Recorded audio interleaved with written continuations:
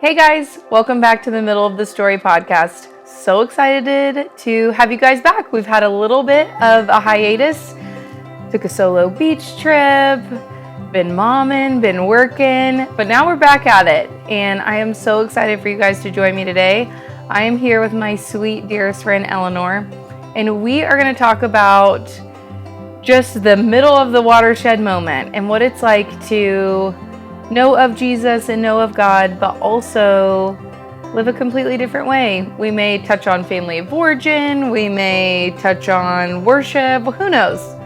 We're just going to see where the Spirit leads. So excited that you're here. So happy to be here. I know. I usually ask everybody how did you accept Jesus? I typically ask the same question, but this episode, I'm not going to. Yeah. Because I kind of want to just walk out life with you. Kind of like, what was it? 4 months ago, we sat at my kitchen table and just let my children play, and I'm sure watch a movie and wreak havoc. But let's talk about what did your life look like before God started stirring something in your heart? Oh gosh.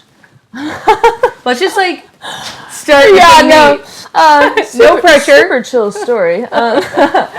Gosh, I mean, life was crazy. I mean, I could sit here and go, I grew up in a Christian home, and I always can say that because it's not untrue. Yeah. But I always start by saying I grew up in a home where I knew how much I was supposed to love Jesus, but I had no idea how much God loved me. And so with that, I just feel like I was making my own way. I was like, I'm split household. I'm figuring it out as a kid, being okay, I'm hearing about the goodness of God, but I'm not seeing that in my life. Yeah. Everything in my path was pointing to God is really good to everyone else. Wow. And because of that, it's such an interesting thing, because I tell people, I'm it's not that I just was never in church or never exposed to the gospel or anything like that, but I would go sit in church and I would feel the presence of God, and I was the one sitting there going, shh, everybody be quiet. I was I need to hear this, and I knew it. But then when I walked out of church, I'm what do I do with that? Nobody's telling me how to walk that out, or at least how to walk that out when you're a kid struggling with your needs not being met by your parents, and just wrestling with a lot of pain and trauma really early on in life. And so with that just came a lot of chaos and a lot of craziness. And it was almost I would watch my older brother make these mistakes, and I knew they were mistakes, and was oh my gosh, you're a teenager and you're drinking and you're going out and you're doing this and you're doing that, and that will never be me. That will never be me. I'm not that, you are that. But the older I got, it's kind of the friends that I got sucked into. I think mainly in a way because the friends that I had at church, or that I went to youth group with, or Young Life or whatever, I didn't really relate to. I'm just gosh, the life that you talk about and the problems that you struggle with, I don't understand or relate to, because everything feels so heavy. And so I think that just kind of sucked me into those circles really early on. And it's dad was absent and mom was working all the time. So there wasn't really any knowledge of how that went. So life before Jesus was chaotic. Yeah. It was crazy. Yeah. Totally not on our list of questions that I had prepared. But what, because you were active in Christian circles, what would you tell, if you could go back and be your adult self watching little Eleanor and high school Eleanor, what would you tell youth leaders and church leaders how to steward someone like you? Because you needed to be known. And so do you think that there was a way maybe an adult could have come in and been hey, I see. Can you talk about that for a second? Absolutely. I think that, I don't know if it's a cultural thing in the South too, but I think a lot of the time there's a hesitancy to press in And I don't know if it's because, like, older adults, like, might just be like, I don't know how to handle that, even if I wanted to. But I do feel like I always look back and go, gosh, if somebody just took 10 minutes to, like, pull me aside and be like, hey, like, you seem like you're really hurting. Like, what's going on? That could have changed everything for me. Because I wasn't, like, reluctant to talk to... I was always overly expressive and vulnerable and all those things whenever given the chance. And so... But it was interesting because I would go into my small groups and go into places like that, and they were just like, oh gosh, like, you're just so mature for your age, or you're so wise, and you're so this, and because I could see how, like, the things that I was being taught in church could apply to my life, and, like, you know, was just told, like, oh, you're so wise and you're so this, but, like, nobody was like, hey, why is this 12-year-old so mature? Like, that's weird. Yeah. Why is this 12-year-old, like, the one needing to hear everything in the sermon when everybody else is laughing and drinking Dr. Pepper? Like, why? I don't know. I feel like, and maybe the way that I carried myself of just this, it was like a self-assurance, but not that I had stuff figured out, but that I felt like I was on my own. Yeah. And so that kind of, I think, maybe kept walls up that I didn't even know were there. So I'm like, part of it is, yes, I wish somebody had dug deeper. And part of it is also, did I give somebody the space to? Probably not. Yeah. So yeah. Yeah, so interesting. But I mean, if I could tell anybody, I'm just like, oh my gosh, press in. Yeah. Like, you don't need to be the fun young life leader, like, all the time. Do that. That's amazing and important. But, like, see the kids that are different than the other ones their age, and, like, see the one, you know. And I feel like, honestly, like, as I've just, like, led youth and was a young life leader in the last few years, like, that's something I got to see so much, is, like, there's so much value in getting to step into those spaces and be like, yeah, like, I'm getting to do this and I'm getting to do that and I'm leading these kids, but that's about us. Yeah. And, like, more about, like, your identity as somebody who could be in ministry versus, like, being somebody that's in ministry where ministry is hard. And, like, that takes a lot more, I don't know, like, just dying to yourself and, like, leaning in and pressing into someone's story. It's not everyone's natural inclination, but I do wish that there were people that took the time. Because I didn't need to, like, have more fun at all. Yeah. Like, fun was checked. Yeah, fun box was checked. Yeah. Like, I needed somebody to say, like, hey, like, do you want to come to my house and, like, have coffee? Do you want to go on a walk? Do you, like, want to do this? Can I take you to youth group? Can I do this? Because I think that could have changed a lot for me if I just knew that I wasn't alone in it. But I think most of the time I did feel alone in it. Yeah. It's so interesting. Yeah. I've led high schoolers on and off since I was like 20 years old. And when you actually go to, like, lead youth, it is not anything like you can, like you said, you can be the fun, like, young life girl or youth leader, or, like, but to actually be in youth means, like, it's almost like stepping in and being, like, a parallel parent to them. Yeah. And, like, I do think it's true. Like, if you're doing it right, they love you. Like, I know my youth kids love me. Yeah. But they also know that I'm going to tell them the truth. Yeah. And so there is this tension of, like, it's almost like playing, like, ping pong. Yeah. Of, like, I'm going to give you the ball, and, like, sometimes they don't hit it back. You know what I mean? Like, sometimes they're like, I want to be done because I don't like what you're serving. And I'm like, but I'm telling you the truth. Youth is just, like, it is a wild experience. And I do think that a lot of kids, like you said, are willing to come and have the conversation. But it's like, are the adults that are like leading them, first of all, personally healthy and, like, available for the conversation? That's huge. And then how do we actually, like, disciple? Yeah. Which we could have, like, a total other episode on, like, discipleship, because we both have been not discipled and discipled, and it's just a wild thing. Yeah. Okay, none of that was, like, on the point, but I loved it. It's amazing. I hope that, like, touches somebody's heart. Or maybe somebody will watch it and be like, oh, I need to ask this high schooler, like, do they want to go to Chick-fil-A? Totally. Okay, so I know your story, and I don't want to, like, just be like, well, this is it. But, like, you come from a broken home. We come from very similar backgrounds. Yeah. So it's always, I feel like it's always been very easy to talk to you. I feel like we've just kind of had this, like, personal understanding and peace of, like, you don't have to explain. I get it. Yeah. So both being raised, but I want to specifically talk about you for a second, like, being raised, you know, absent father and then, like, a loving mother and working her booty off. Yeah. Which causes absence. Totally. Like, physical absence, not emotional or spiritual absence. Like, you're growing up and, like, have walked through trauma.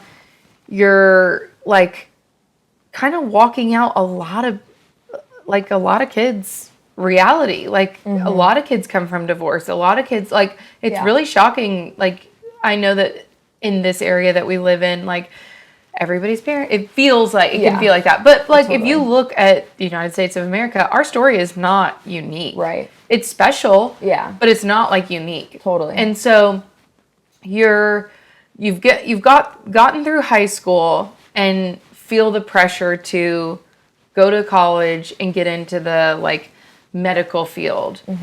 So can you kind of, like, give us an idea of, like, what was it, like 2 years, like, before you got to Nashville, right? Yeah. Like, tell us about, like, those 2 years and maybe the tension of, this is not where I'm supposed to be. Yeah. But this is kind of where I'm going, and, like, where you wrestled. Can you kind of talk about that? Yeah. It's so interesting because, like, it's not that I knew what I was supposed to doing, but what I was supposed to be doing, but I knew what I wasn't supposed to be doing. Yeah. It's like I got in those classes and I had always felt like, okay, like, I'm smart enough to study medicine. Like, I'm smart enough to get the grades and to get into the places and do all the things. And that's my whole mom's side of the family. Like, that's all what they do. And it's kind of the expectation in a way. Like, my brother just graduated from Stanford and has an amazing job in, like, medical tech, which is amazing. But I remember just being even in, like, prerequisite classes and being like, I can do this, but do I want to? Yeah. And it almost felt like there was a moment where I was like, well, I could do this because this is the thing that would make my family go, oh my gosh, we're so proud of you. You're so smart. You're so, it, like, for their validation. And it's like, okay, yeah, I can make good money. I can have this kind of schedule. I could do this.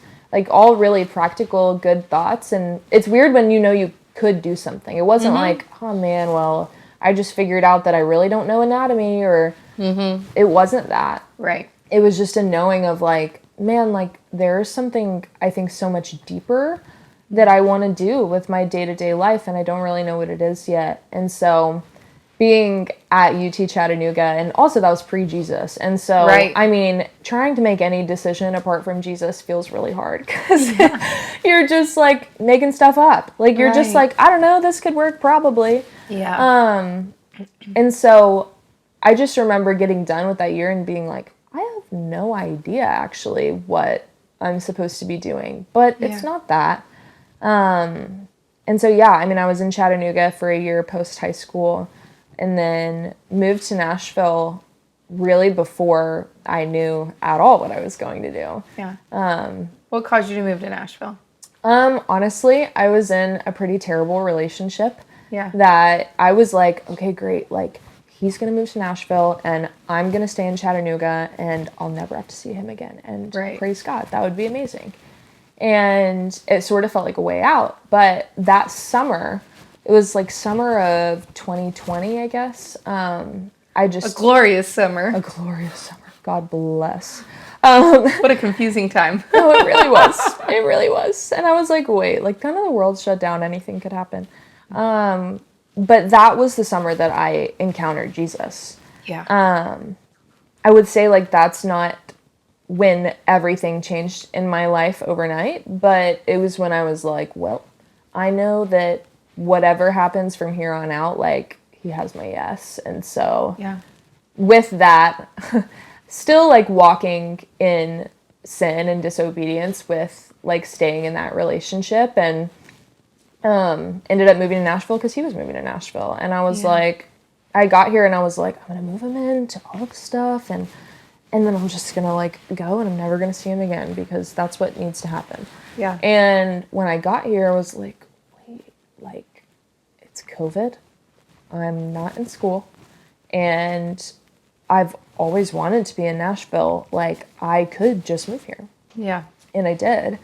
And I was like nannying, and just honestly, like, it was like I was nannying, and then when I wasn't nannying, I was just like absorbing sermons. It's like that year, I say, between where I was like baptized and really was walking with Jesus, was me like collecting evidence. I was like, God, I need to hear from every person's perspective, every sermon, every pastor, every whatever. I need to hear like, who is God? Like, who is God to me? Because I know all the things.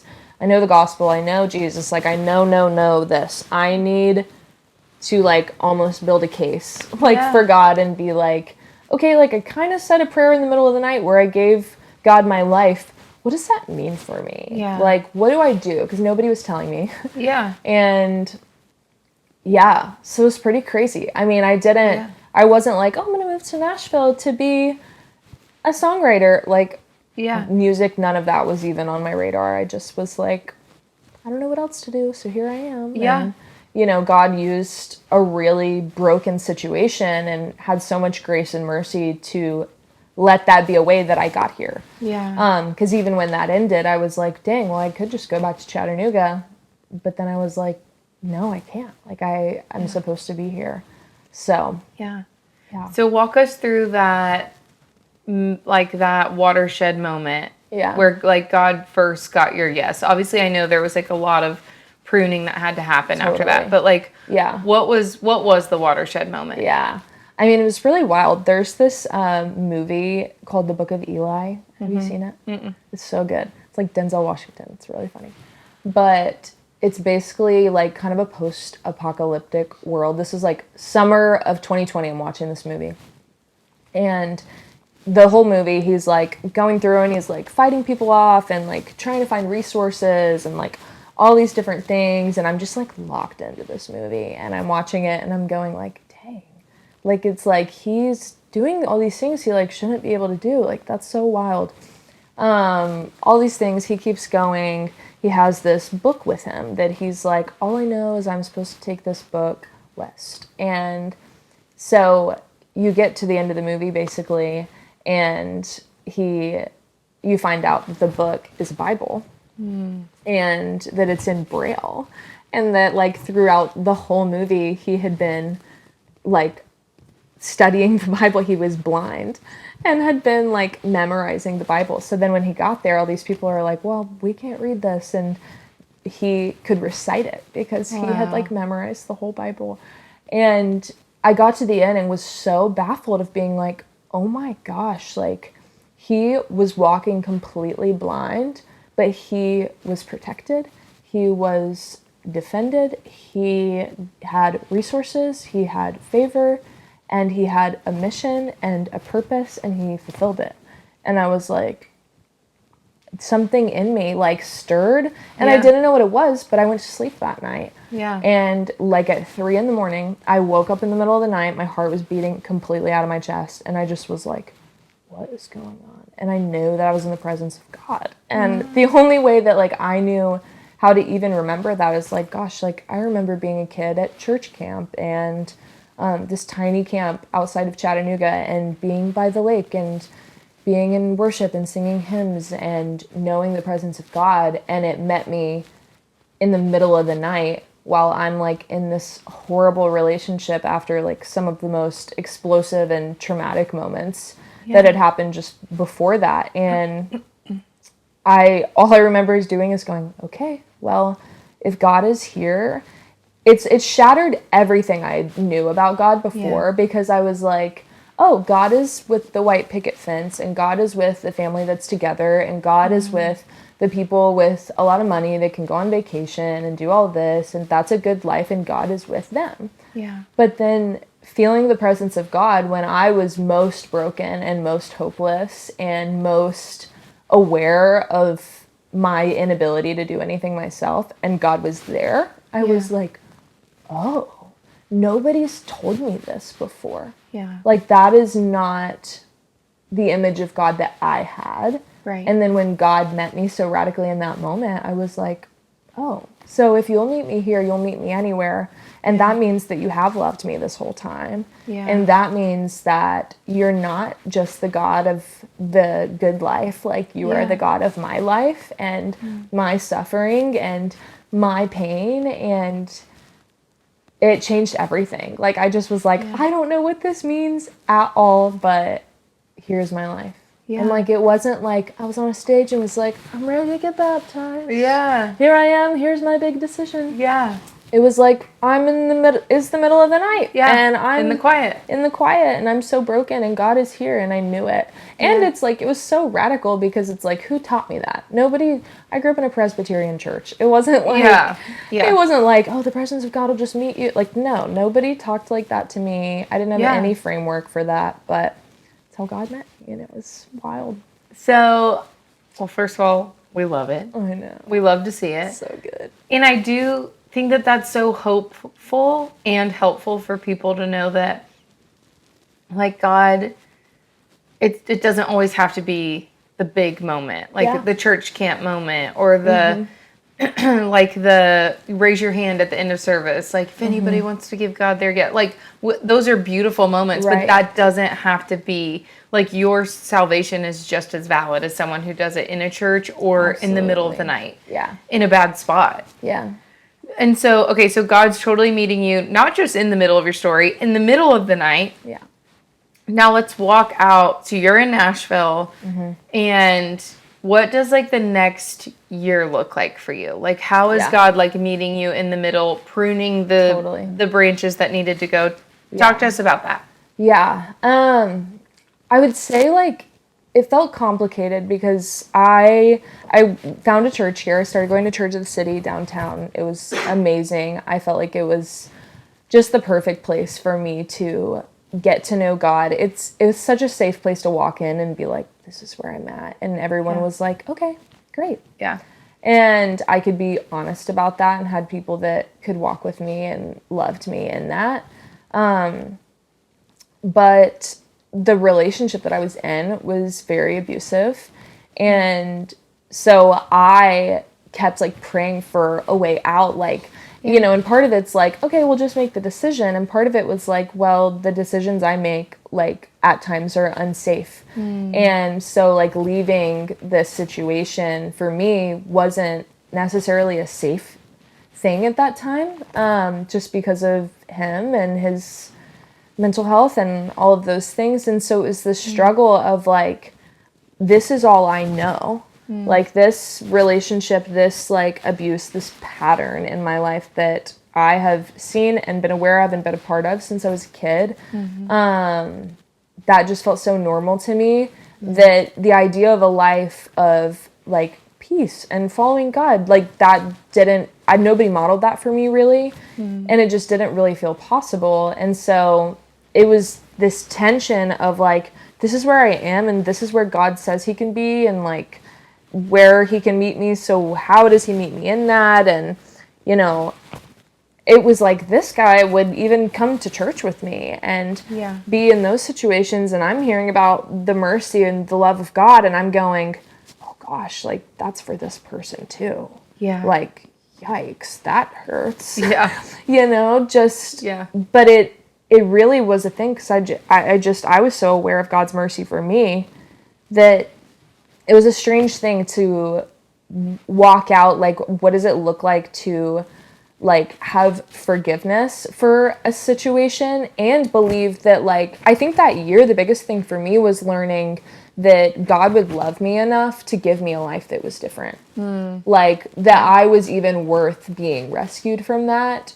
Because I just was like, why would you? And looking at patterns of generations before and going, well, why wasn't this like this for my mom? Like, Right. why did she not get removed from her situation? And why wasn't there an encounter like this for her? And just wrestling with those questions. And like I said, I mean, it was COVID. It was so isolating, and I didn't have anybody walking me through that. Right.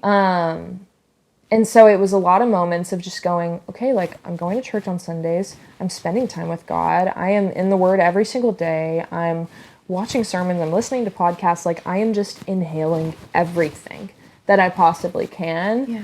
And really it was just like, Lord, like if you have a different life for me, then you have to like actually deliver me from this situation. Like you have to do something because I don't feel safe and I can't. And there was just like a day I remember, it was so funny. Like, I think that spring I was like, gosh, like I really want to be a young life leader. Like, I really feel like maybe I could like share my story and how God's encountered me and all these things, which was so beautiful, but I just was so like not ready to do that at all. Yeah. But I knew that that's what I wanted to do. And I had prayed one night. I was like, Lord, like if you like want me out of this situation, like, and to do ministry and like to do these things that, and to really fully like live a life that's not just like, oh, God's part of my life, but you're everything. And you inform every decision and you show me what everything looks like, then you have to get me out. So I prayed this prayer. And then like the next morning, I remember I was literally with my boyfriend. I had just like lived with him for months because it just was so like unsafe to leave. Like every time I would try, it was a crisis and all of these things. But the next morning it was like, and honestly, like this could be too much, but I'm happy to share it because I'm like, I think that there's a lot of people that get into this situation. But I had just prayed, and then the next morning he was like, hey, like I have to tell you, like every time that you've come to me and like I felt like throughout that year, the Holy Spirit had showed me times that he had cheated on me. Yeah. And I was like, oh, like maybe I'm crazy. Like who hears from God like that? Who has that kind of, I didn't even know what discernment meant. Like, I didn't know any of that. But then the next day, like he was like, every time you thought that I cheated on you, I did. And I was like, wow, like this feels like a justifiable, like I can go and like you can't argue this anymore. And like I honestly at that point was just like, there's no illusion that this is okay or good or anything. Like there's nothing salvageable here. And if I am alone, and if because I had no friends, like anybody knows that's been in any kind of abusive relationship, it's very isolating. Because you try to tell anybody about your life and what's going on in it, and they're like, I can't like love you and hear this and be a part of this and like pretend that I'm okay with it. But I just was like, I don't even care anymore. Like I don't even care. Like I don't care if I feel like I have nothing. I had stopped drinking. That was like the biggest thing. The year before stopped drinking, like stopped partying, stopped all of those things. But it's almost like I moved from that addiction to the addiction of being in a toxic, abusive cycle. And that felt like the last thing. Like it was like once this goes, God literally can do whatever he wants with my life because I have a clean slate. And it took a lot of time and a lot of, honestly, like things like that was just like, yes, I had tried to leave many times, tried to create a different situation many times, tried to go live alone or even move back, and it just every time was like somebody's life is at risk if I make these decisions. And so it took God moving in that way in order for me to get out safely. And then once I did, I was like, I remember going home to my family and I was like, okay, like I am free from this. Like I'm going to be okay. Like but I need to be safe and protected. And, but they were like, yeah, like you can just move home. Like it's okay. And I was like, no, I can't. Like I have to stay in Nashville. And so moved into a place, by myself, and I had no friends and no community, and was still like going to church, and a lot of people at church like still like did not know the fullness of everything that was going on, because my life had taught me that you can't bring that kind of stuff into church. Yeah. I knew God was there for it, but I wasn't really aware that other people would or wanted to be.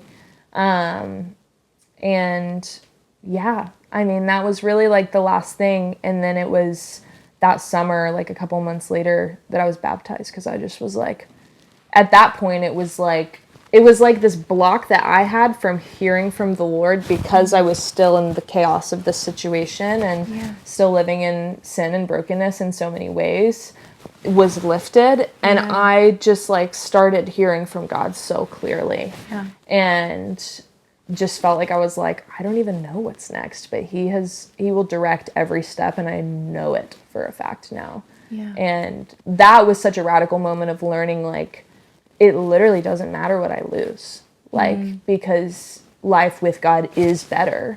And there's no, like, I think that's the gift of having such an insane story and past, is like, there's no illusion that like that was better, because it just obviously wasn't. Like, I just was so happy to be safe and like at peace. Yeah. So, yeah.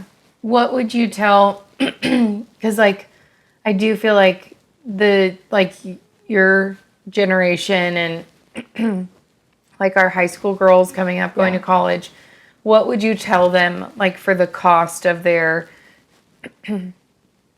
what would you tell them, like, the cost of like their purity and like their yes to Jesus? Like, what, because like we know so many girls that have, that are walking that out right now. They may not be in an unsafe relationship, but they're putting themselves in unsafe situations and walking out choices that like our culture would say like, oh my gosh, it's your season of life. Oh my gosh, it's no big deal. Like, we have podcasts and like podcast hosts that are like, no, you should have a hit list. You should have all these things. And you're like, no, you should be on the other side of that, because you are you are on the other side of that. So what would you say to that girl that's like, 27 and under, that's single and is maybe disillusioned about like the gravity of the cost? Like, what would you say? Yeah, I think like the biggest thing is that, like, for me, like, I remember being told even by a leader in my life when I was like 17, who like,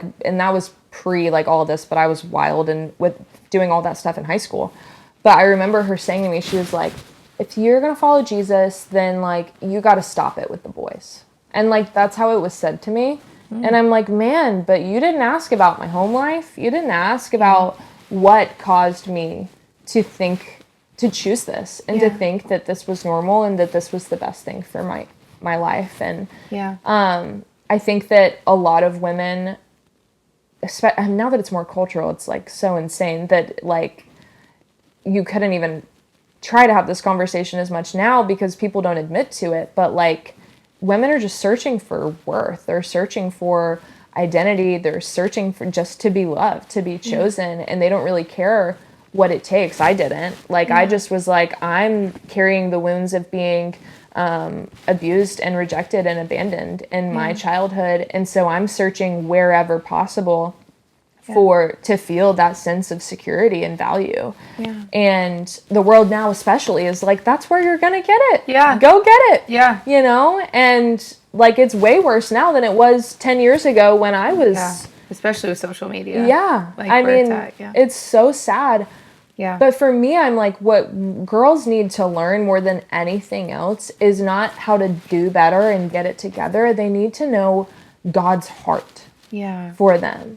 Because everything in me that was screaming, help, this isn't right, while all of this was happening, because every person feels that. Like, if you're living that way, you might say, oh, I'm going to get the guy, or I'm going to get this, or this is what's going to happen, or whatever. But then after, you hate yourself. And you're shameful, and you're depressed, and you're anxious, and you can't escape that, and that person won't fix it, and they'll never be enough for you. And I just look back at that, and I'm like, I wish that what was described to me was God's heart. What I needed to know and believe was that I was so valuable to God.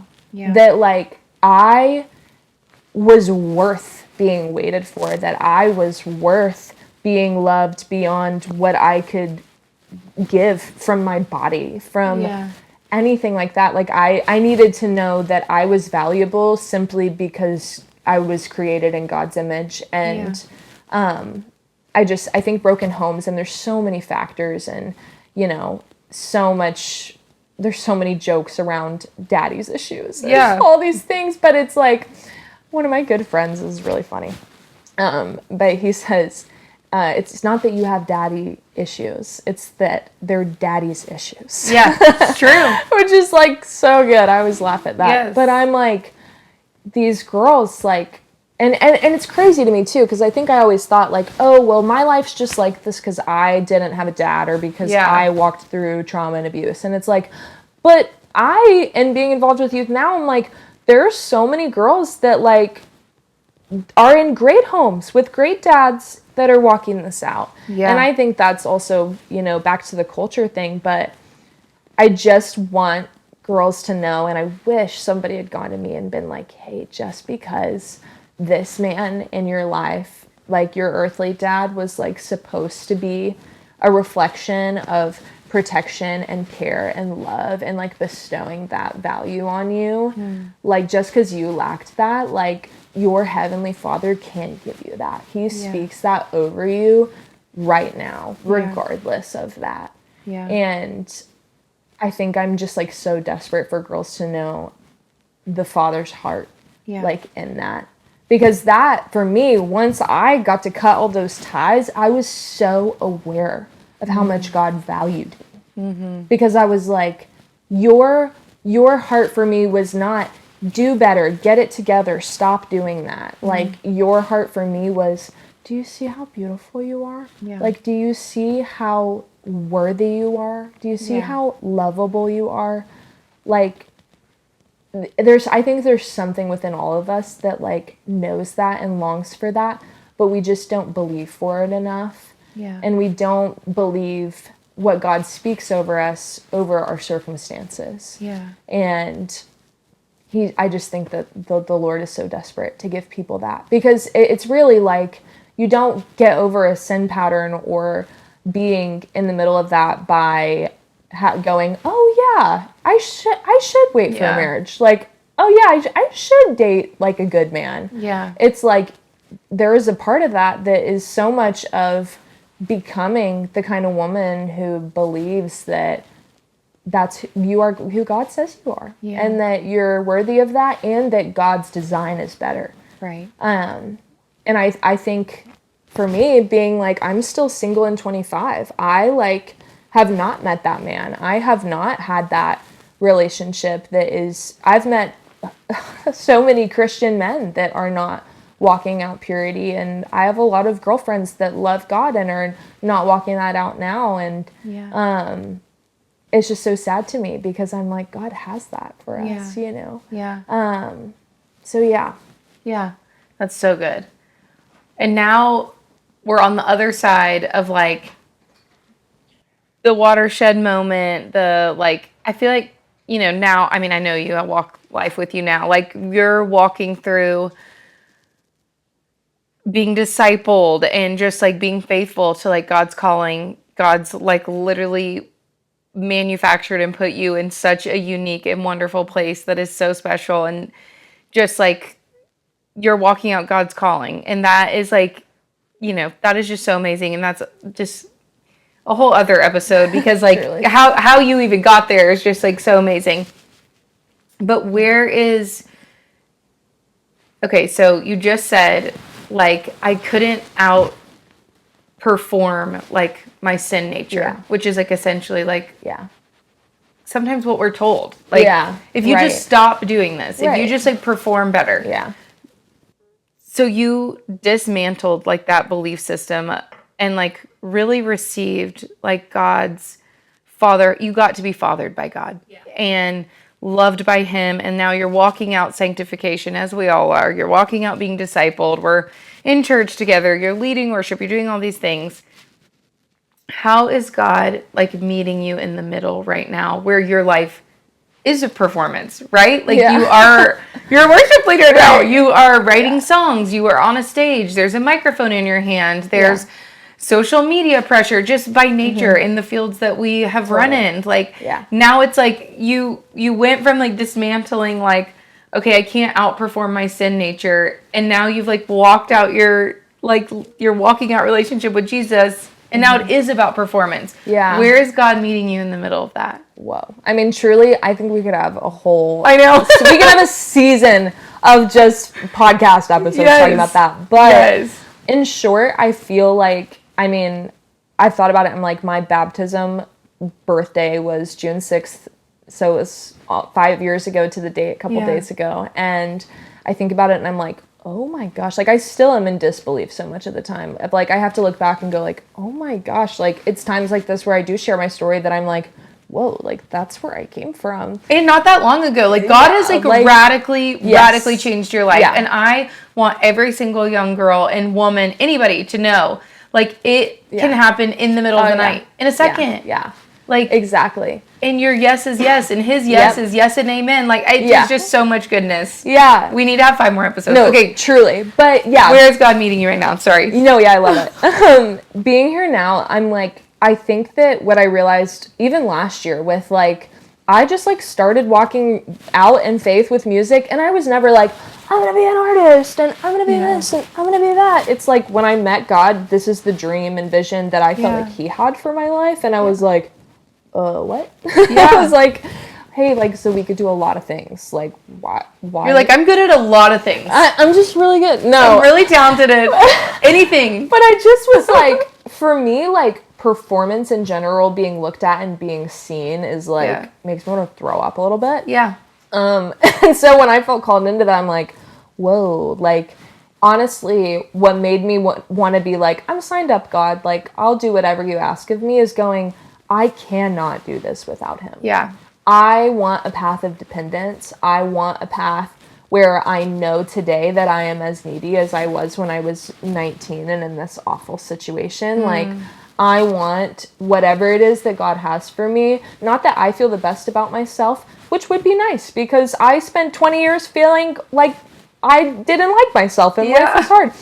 But even just in the last few years, seeing like, whoa, like, a record deal is not going to give me identity. And being on a stage somewhere and opening for so-and-so is not going to give me identity.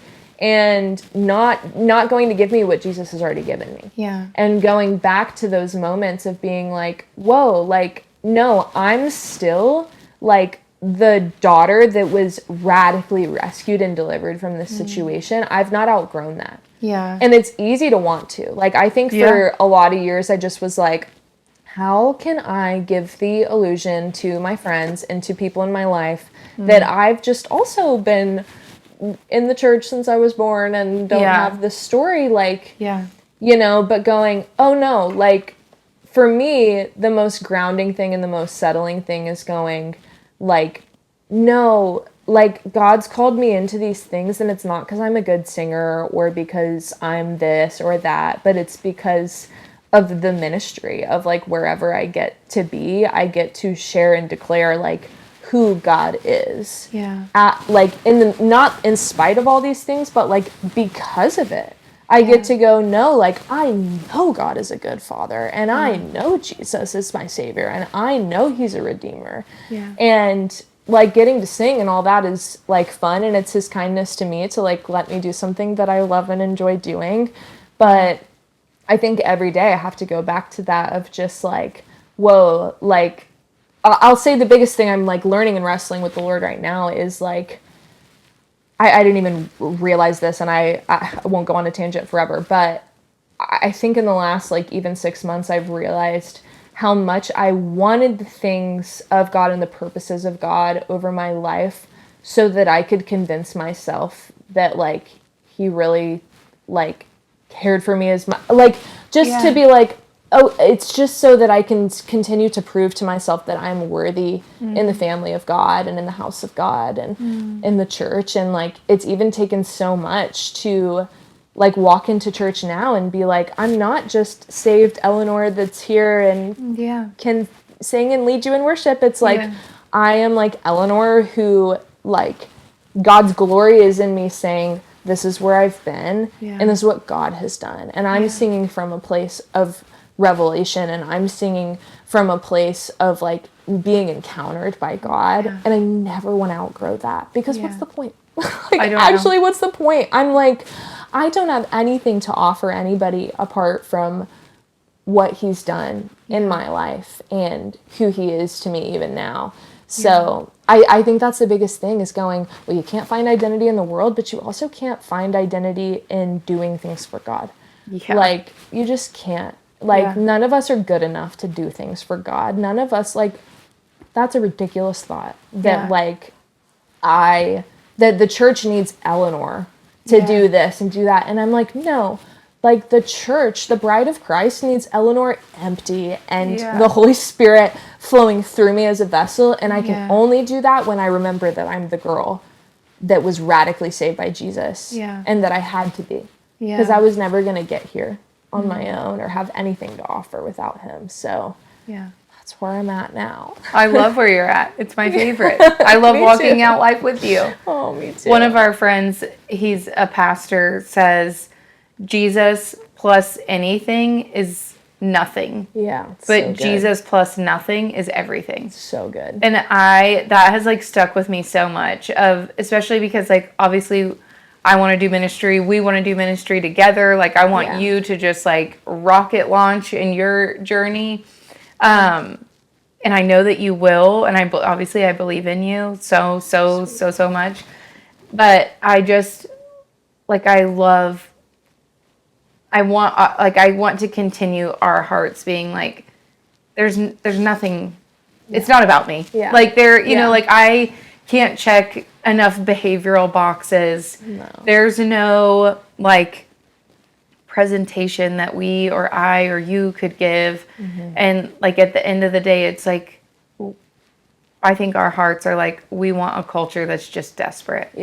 And, like, desperation is going to go way farther than any dazzle that anyone can give you. And that is something, like, I've known of you since the moment I met you, was that I was just like, oh my gosh, that girl, like, wants Jesus and, like, knows him. And, like, just to, like, brag on you of, like, I just saw, like, exactly what you said, like, just, like, someone who, like, emptied themselves and, like, let the Lord fill. And I just, like, from the moment I saw you at Rachel's house, I was like, oh my gosh, like, she's gonna get it. Like, she knows me. And, like, and we didn't know each other. I didn't even know your name. And so I do, like, I know that of you and I see that in you. And so I just want, like, every woman in the seat, whether you're 45 or 14, to, like, know, like, God can use you and fill you in all the spaces and places. And, like, he can meet you in the middle of a moment, and it doesn't have to be church razzle dazzle. It can be at 3 a.m. and then, like, just to, like, stay hungry and desperate for him, because like, I watch you walk that out. So sweet. So well, I watch you do it too. I mean, anytime I get to be near you is the best thing ever, and I brag on you to everyone I know. Well, like, who's like influencing you and like walking with you right now, and I'm like, it's just so good about Hannah Grace. She's adopted me.